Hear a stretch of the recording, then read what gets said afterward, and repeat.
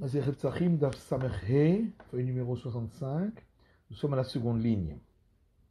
Yetzeta Kat Rishona, Bechoulim. La Mishnah disait qu'il y avait donc 3 groupes pour l'abattage rituel du sacrifice pascal. Le premier groupe sortait, venait le deuxième, puis après que le deuxième était sorti, venait le troisième. Tana, Inikret Kat Hatzlanit. Une braïta dit que le troisième groupe est appelé un groupe de paresseux. Alosagé de la Vachi, mais de toute façon on ne pouvait pas sans cela, puisqu'il fallait de toute façon 3 groupes. Maïavé le Merbat, qu'est-ce qu'ils auraient pu faire? Filouachi, malgré tout. Ibaïlehu lezirouze nafshayu. Ils auraient dû se dépêcher d'arriver plus tôt et de ne pas être les derniers. De Tanya, comme une braïta qui dit, Rebi Omer, Rebi dit, Yefchar le Olam belo bassam ou belo boursi. Le monde ne peut pas être sans parfumeur et sans tanneur. Ashremishum nato bassam. Cependant, heureux celui dont le métier est parfumeur. Oi lo mishum nato boursi. Et dommage pour celui dont le métier est tanneur. Yefchar le Olam belo zcharim lo nikevot. Le monde ne peut pas être sans garçons et sans filles. Ashremishubanav zecharim. Heureux celui dont les enfants sont des garçons, parce que les garçons peuvent se marier avec plusieurs femmes, et donc peuvent avoir une plus grande progéniture. Et dommage pour celui dont les enfants sont des filles, parce qu'elles peuvent se marier qu'avec un seul mari, et donc la progéniture est moins grande. Et donc la Mishnah disait que de la même manière qu'on faisait le sacrifice pascal en semaine, ainsi on le faisait le Shabbat. Mais le Shabbat, on lavait le parvis du temple sans l'assentiment des sages. Chez l'Obirtson Man, et la Gemara demande sans l'assentiment de qui? Amar Afrizda, chez l'Obirtson Rabbi Eliezer. Afrizda dit sans l'assentiment de Rabbi Eliezer. Les Rabbanan Amrishvutu, parce que d'après les sages qui s'opposent à Rabbi Eliezer, de toute façon ils disent que laver le parvis, c'est un interdit d'ordre rabbinique. de Migdash. Or, il n'y a pas d'interdit d'ordre rabbinique concernant le Shabbat dans le temple.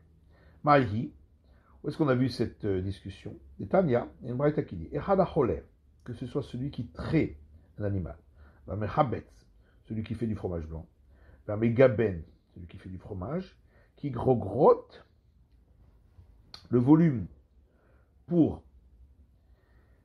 devoir apporter le sacrifice expiatoire, parce qu'il a fait le Shabbat, c'est le volume d'une figue sèche.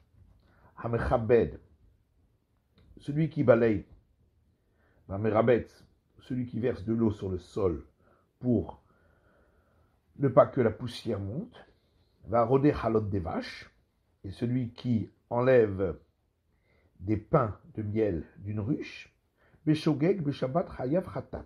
S'il l'a fait involontairement le Shabbat, il est passible du sacrifice expiatoire. Et Zid Biyom Tov, si c'était volontaire un jour de fête, Loket Arbaim, il reçoit les 40 coups de la flagellation livrée Rabbi Eliezer. Ça, c'est l'avis de Rabbi Eliezer, qui considère donc que verser de l'eau sur le sol, c'est un interdit de la Torah, parce que il égalise le sol. Alors que les sages disent que dans un cas comme dans l'autre, de ces 3 derniers cas, ce n'est qu'un interdit shabbatique d'ordre rabbinique, de peur qu'il en viendrait à égaliser le sol, parce que ce n'est pas du tout sûr qu'il l'égalise. Ravashi Amar, Ravashi lui dit, on pourrait même dire que quand on a dit que c'était contre l'assentiment, c'est l'assentiment des sages qui sont opposés à Rabbi Eliezer. Mais Rabbi Natani, et ça va d'après l'avis de Rabbi Nathan, de Tanya, parce qu'il y a une braïta qui dit, Rabbi Nathan Omer, Rabbi Nathan dit, Shvut Sircha et Tirou. Seulement un interdit d'ordre rabbinique du Shabbat, dont on a besoin pour le service du temple, on l'a autorisé dans le temple. Shvut Shena Sircha. Mais si cet interdit d'ordre rabbinique du Shabbat n'était pas un vrai besoin pour le service du temple, l'eau et tirou, on n'a pas autorisé. Or ici, c'est pas un vrai besoin pour le service du temple de laver le parvis. Rabbi Omer Kos Hayam Emalé Vechoulé. La Mishnah rapportait l'avis de Rabbi qui disait que on remplissait du sang qui était par terre une coupe et ensuite on lançait le sang de cette coupe sur l'autel. Tania, Braïta dit, Rabbi Omer Kos Hayam Emalé Medabata Rovot. Rabbi Yehuda dit, on remplissait une coupe avec le sang mélangé de tous les sacrifices qui étaient répandus par terre, afin que si le sang d'un des sacrifices serait tombé par terre et n'aurait donc pas été lancé sur l'autel, en lançant ce sang-là qui provient de tous les sacrifices, il permettra d'agréer le sacrifice en question.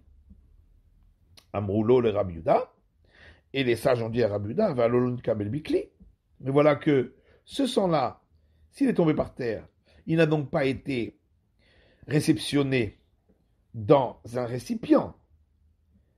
Et donc, on ne peut pas le lancer sur l'autel. Et comment on sait qu'il n'a pas été réceptionné dans un récipient? Et là, en vérité, voilà la question qu'ils lui ont demandé. Peut-être qu'il n'a pas été réceptionné dans un récipient.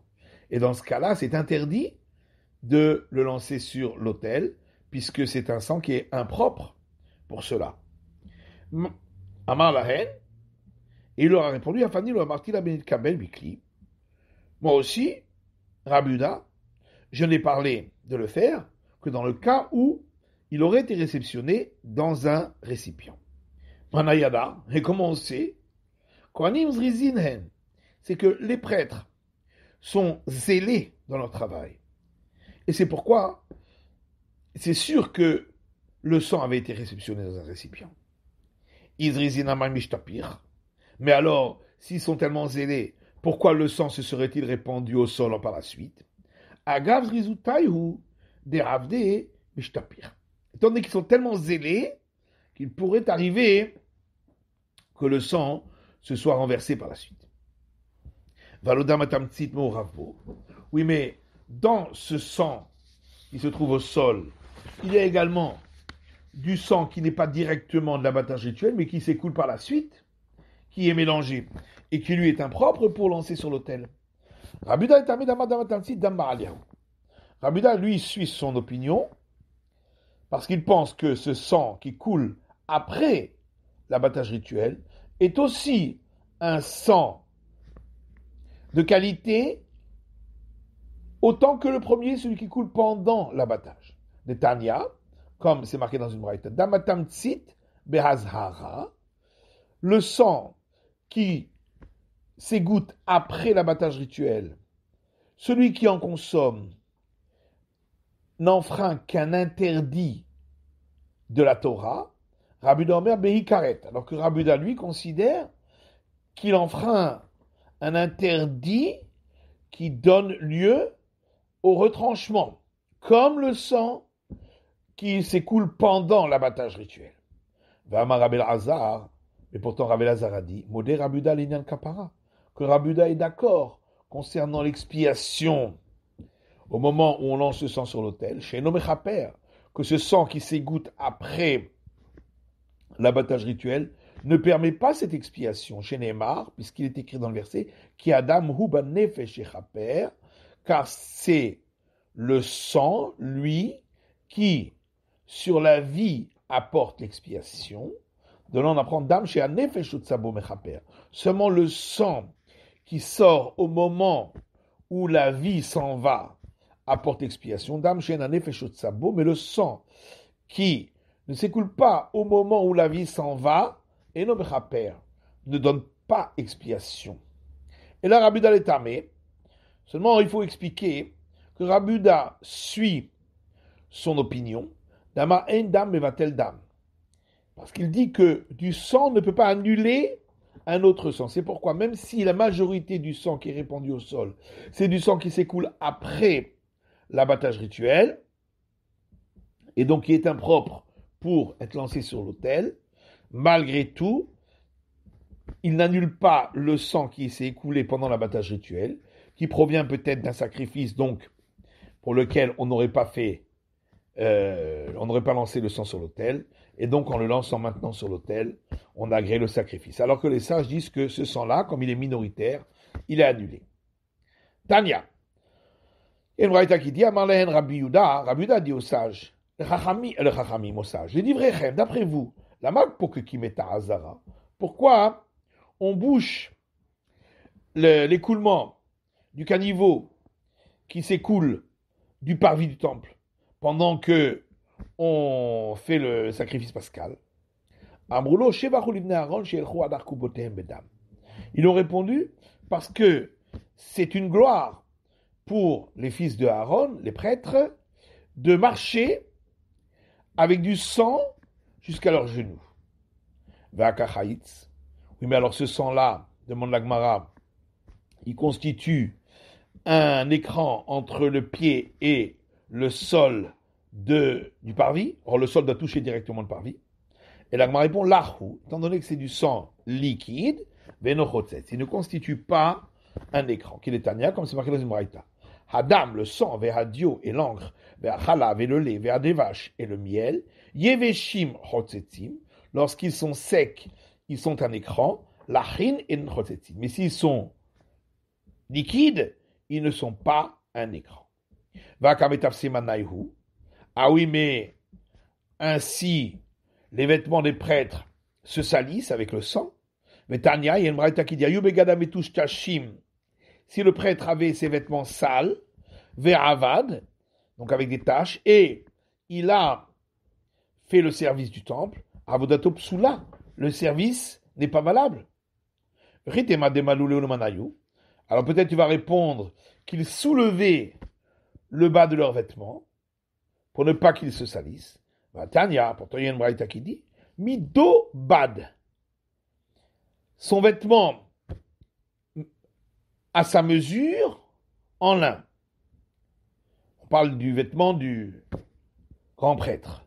Mido ke midato. Comme c'est écrit à sa mesure, il faut qu'il fasse exactement la mesure pour recouvrir le corps jusqu'en bas. Et donc on ne peut pas le soulever vers le haut. Chez le yersav le yotir. Parce qu'il ne faut pas qu'il soit trop court ni trop long.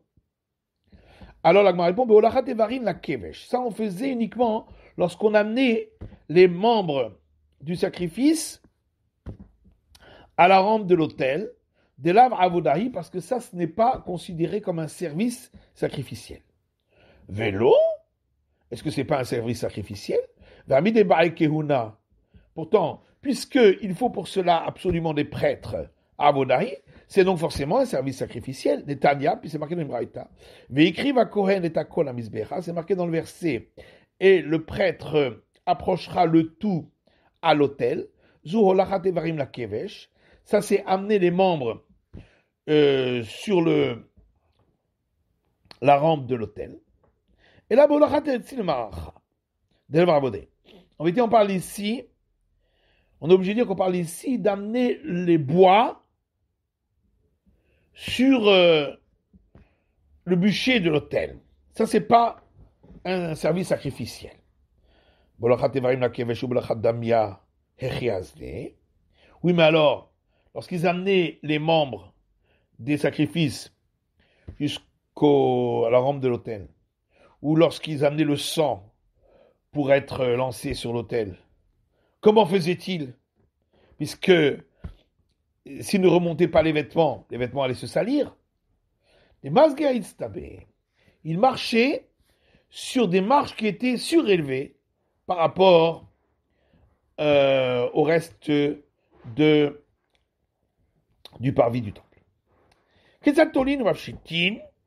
Alors la Mishnah disait, comment faisait-on pour suspendre le corps du sacrifice après l'abattage et le dépouiller, dérouler, etc. Kerao, et ensuite, après tout cela, on lui ouvrait le ventre, veotsi ou était morave, et on sortait les parties qui allaient être consumées sur l'autel, Netanam Bemegis, et on les mettait dans un bocal, Veiktiran, et il allait les faire consumer sur l'autel. Atuhugoufé avec Makterlehu. Est-ce que, demande la Gemara, c'est celui qui avait sorti ces graisses qui allait lui-même les faire brûler sur l'autel? Pourtant, c'est à Israël qui pouvait faire cela. Et monter sur l'autel pour faire brûler, ça devait être un prêtre. Et malé haktiran. Il faut dire dans la Mishnah, pas et il allait les faire brûler, mais pour aller les faire brûler, al-Gabé Mizbeach sur l'autel. Il y a Tzetakat Rishona, et donc le premier groupe était sorti, ensuite le deuxième, ensuite le troisième, et ensuite, lorsque c'était Shabbat, ils attendaient la nuit pour sortir du mont du temple pour aller griller le sacrifice pascal chez eux. Tana, il y a une braïta qui dit Kol echad ve'echad noten pisro be'oro ou mafshil l'achorav. Chacun prenait son sacrifice pascal qu'il enveloppait dans sa peau et il le portait par derrière en baluchon sur son dos. Amarav Ailish Taïrout. Rav Ailish dit c'est ainsi que transportaient les commerçants arabes. 6e chapitre. Matiti Namisha. Et le devarim pesar dochin et Shabbat. Voici les choses qui, pour le sacrifice pascal, repoussent le Shabbat lorsque le 14 Nissan tombe un Shabbat. Shritato, son abattage rituel. Uzrikat Damo, lancer son sang sur l'autel, parce que ça on est obligé de le faire ce jour-là. Ou Mirou Keravav, et vider ses intestins, ses entrailles, pour ne pas qu'ils pourrissent. Vaktarat Halavav, brûler les graisses sur l'autel, ça devait être fait le jour même. Aval Tzliato, par contre, griller la viande. Vadachat Keravav, et rincer les entrailles, et nan dochin et Shabbat. Ça repousse pas le Shabbat parce que ça pouvait être fait après la sortie du Shabbat.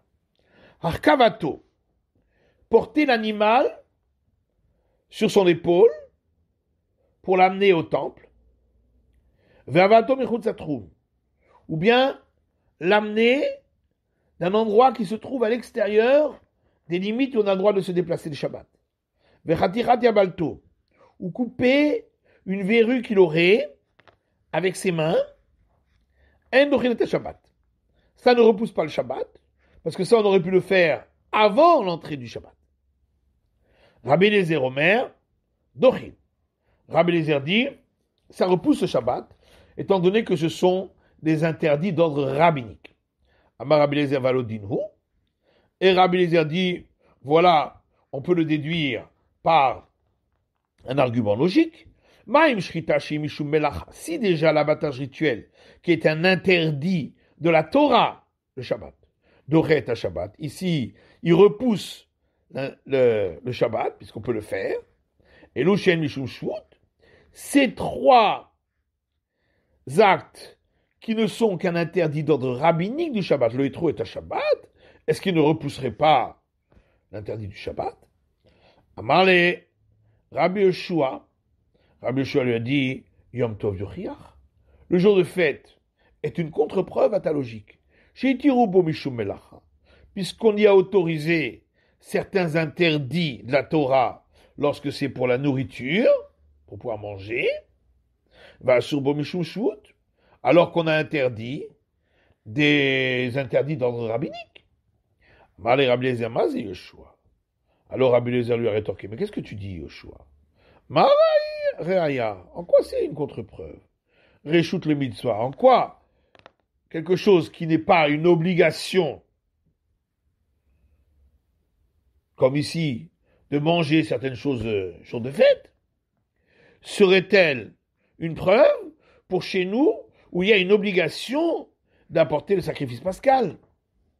Et Shiv Rabbi Akiva lui a rétorqué, Ve'amar en disant Azaat Ochiach, l'aspersion des eaux lustrales sur une personne impure le 7e jour de sa purification, chez Mishum Mitzvah, c'est donc une obligation lorsque c'est le 14 Nissan pour pouvoir manger le sacrifice pascal, Vei Mishum Shvut, et ce n'est qu'un interdit d'ordre rabbinique, Veina Dochet HaShabbat, et ça ne repousse pas l'interdit du Shabbat, donc on ne peut pas le faire quand c'est le 14 sur le Shabbat.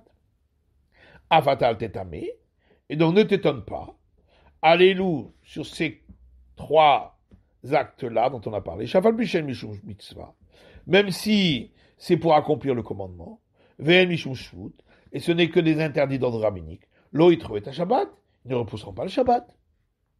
Alors Rabbi Eliezer ve'alea nidan. Alors Rabbi Eliezer dit, mais au contraire, justement sur cela, aussi, je vais apporter un argument logique. Si déjà l'abattage rituel, qui est un interdit de la Torah du Shabbat, ici il repousse le Shabbat pour le sacrifice pascal.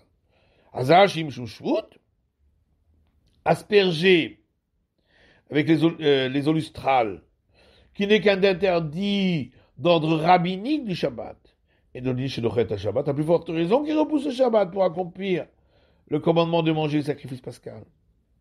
Amalo Rabbi Akiva, au halouf. Alors lui a dit Rabbi Akiva, ou peut-être c'est l'inverse. Si déjà asperger avec les eaux lustrales, qui n'est qu'un interdit rabbinique du Shabbat, ne repousse pas le Shabbat ici pour l'accomplissement du commandement, Shrita Sheimishum Melacha, l'abattage rituel, qui lui est un interdit de la Torah du Shabbat, et Nodin Shelotitret Shabbat, à plus forte raison qu'il ne devrait pas repousser le Shabbat, même pour l'accomplissement du commandement du sacrifice pascal. Amalo Rabbi Eliezer lui a dit, Akiva, comment Akiva? Akarta Mashekatu Torah, tu as alors aboli ce qui est écrit dans la Torah, Bemoado, qu'on doit offrir le sacrifice pascal en son temps, et de là on apprend Ben Bechol, Ben Beshabbat, que ce soit en semaine, que ce soit le Shabbat. Amarlo Rebi Aveli Moed Elu, que Moed Shrita. Alors il lui a dit, maître, dans ce cas-là, montre-moi si ces actes-là que tu as autorisés, c'était vraiment leur temps de le faire, obligatoire de le faire à ce moment-là, comme c'est le cas pour l'abattage rituel où on doit le faire pile à ce moment-là du Shabbat. Klalama Rabbi Akiva, et c'est pourquoi Rabbi Akiva a donné une règle générale. Comme la Shevcha, la Asota, Merev Shabbat. Tout travail qu'on aurait pu faire la veille du Shabbat, Shabbat, ne repoussera pas le Shabbat, même pour l'accomplissement du commandement du sacrifice pascal. Shrita, par contre, l'abattage rituel du sacrifice pascal, Shabbat, qu'on ne peut pas faire la veille du Shabbat, puisqu'on peut le faire que le 14 l'après-midi, Shabbat, elle repoussera l'interdit du Shabbat. C'est la fin de l'étude de la feuille numéro 65 du Daf Samechei.